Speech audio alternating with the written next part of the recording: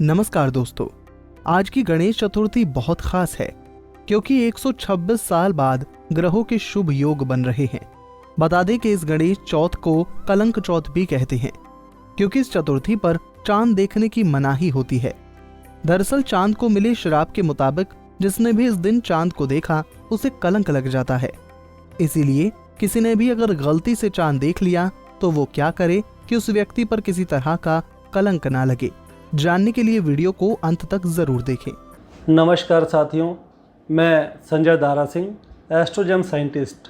आज आप सभी के सामने कलंक चतुर्थी कहें या पत्थर चौथ का दिन कहें, उस दिन जाने अनजाने चंद्र दर्शन होने से जो दोष उत्पन्न हुआ उसके निवारणार्थ श्रीमद् भागवत के 10वें स्कंद के 56वें व 57वें अध्याय में जिस पौराणिक कथा का उल्लेख है कि इस कथा को आदरपूर्वक सुनने व इसका जाप करने से उस दोष के नकारात्मक प्रभाव से मुक्ति मिलती है, तो वह पौराणिक कथा इस प्रकार से है। यह बात द्वापर युग की है, जब भगवान श्री कृष्ण द्वारका नगरी पर अपना राजपाट चलाते थे और उनके शासन के अंदर, उनके राज के अंदर एक सत्रजीत नाम का उपासक, जो कि सूर्यदेव का बहुत ही दृढ़ उपासक था, वह सूर्यदेव की 12 साल तपस्या करने के बाद में, जो कि उन्होंने आदित्य हृदय स्तोत्रम की विधि से भगवान सूर्यदेव को प्रसन्न किया, वह उसके उपरांत सूर्यदेव ने एक अपनी ही कांति, अपने ही तेज के समान एक मणि प्रदान की जिसका नाम था समयंतक मणि। उस मणि की एक खासियत यह भी थी कि वह मणि अपने भार के बराबर, अपने भार जितना उसका वेट था उस वेट से 7 गुना ज़्यादा सोना प्रतिदिन अपने स्वामी को प्रदान करती थी।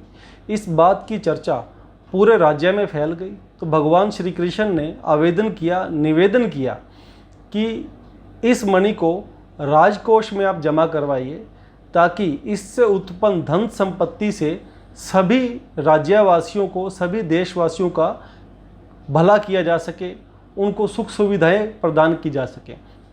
परंतु सत्रजीत ने उनके इस आग्रह को मना कर दिया। परंतु उनके मन में हमेशा एक डर बना रहता कि कहीं यह मणि चोरी ना हो जाए। तो एक दिन सत्रजीत के छोटे भाई प्रसेनजीत को उन्होंने वह मणि उनकी सुरक्षा में दे दी। तो सत्रजीत का भाई प्रसेनजीत एक दिन वह मणि गले में धारण करके आखेट के लिए जंगलों में निकल गया। वहाँ पर उसका वध एक शेर ने कर दिया, वह मणि हासिल करी। वह उस शेर का शिकार एक जामवंत नामक भालू ने कर दिया। वह मणि हासिल की, वह उस मणि को अपनी पुत्री को दे दिया।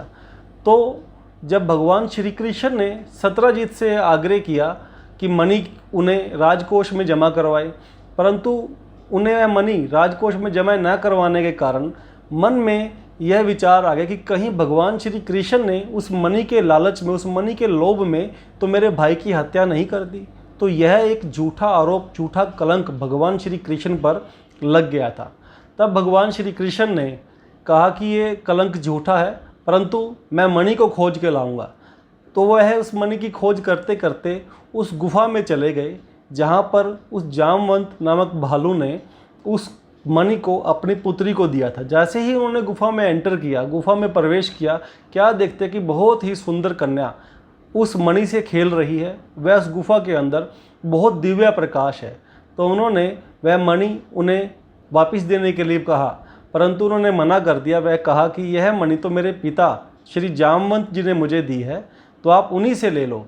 तो जामवंत जी को बुलाया गया। वह जामवंत ने कहा कि यह मणि मुझे सिंह से युद्ध करने के बाद प्राप्त हुई है। अगर आप भी यह मणि लेना चाहते हैं, हासिल करना चाहते हैं, तो इसके लिए आपको मुझसे युद्ध करना होगा। तब भगवान श्री कृष्ण ने 27 दिन तक बहुत ही भयंकर युद्ध हुआ उस गुफा के अंदर। उसके बाद जामवंत की हार हुई। तो जामवंत जी कहने लगे कि आप कोई सामान्य मनुष्य नहीं हैं, क्योंकि मुझे सिर्फ मेरे इष्ट श्री राम के अलावा कोई भी नहीं पराजित कर सकता। तब भगवान श्री कृष्ण ने उन्हें राम रूप में दर्शन दिए। वह उपहार स्वरूप जामवंत ने वह मणि उन्हें प्रदान की। वह कहा कि मेरी कन्या जामवंती का पाणी ग्रहण करें, मतलब कि मेरी कन्या को, जामवंती को, अपनी पत्नी के रूप में स्वीकार करें। वह श्री कृष्ण ने उनके वह दोनों ही आग्रह मान लिए। उसके बाद जामवंती सहित अपने राजधानी में चले गए। वह सत्यजीत को बुलाया गया और कहा कि यह लो तुम्हारी मणि, जिसका झूठा आरोप मुझ पर लगा था। सत्यजीत बहुत ही लज्जित हो गया। लज्जित होने के बाद उसने कहा कि यह मणि अब आप अपने पास ही रखिए। तो श्री कृष्ण जी ने उस मणि को स्वीकार करने से मना कर दिया। इस पर उसकी पत्नी ने, सत्यजीत की पत्नी ने सत्यजीत को यह सुझाव दिया कि हम अपनी कन्या सत्यभामा के लिए एक योग्य वर ढूंढ रहे हैं, तो क्यों ना श्री कृष्ण जी से ही उनका विवाह करवा दिया जाए। तब सत्यजीत ने भगवान श्री कृष्ण से अपनी पुत्री सत्यभामा के विवाह का आग्रह किया, जिसे श्री कृष्ण ने सहर्ष ही स्वीकार कर लिया।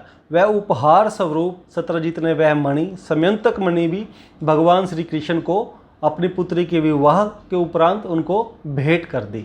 तो इस तरह से मित्रों, यह वृत्तांत, यह घटना, पौराणिक घटना शास्त्रों में वर्णन है। अगर किसी को भी जाने अनजाने पत्थर चौथ या कलंक चतुर्थी के दिन चंद्र दर्शन हो जाए, तो इस कथा को सुनने व जाप करने से उसका नकारात्मक प्रभाव समाप्त हो जाता है। भाद्रपद माह की इस चतुर्थी को चांद देखने की मनाही क्यों होती है? क्या है इसके पीछे की पूरी कहानी? जानने के लिए जुड़े रहें हमारे पेज कुंडली टीवी से।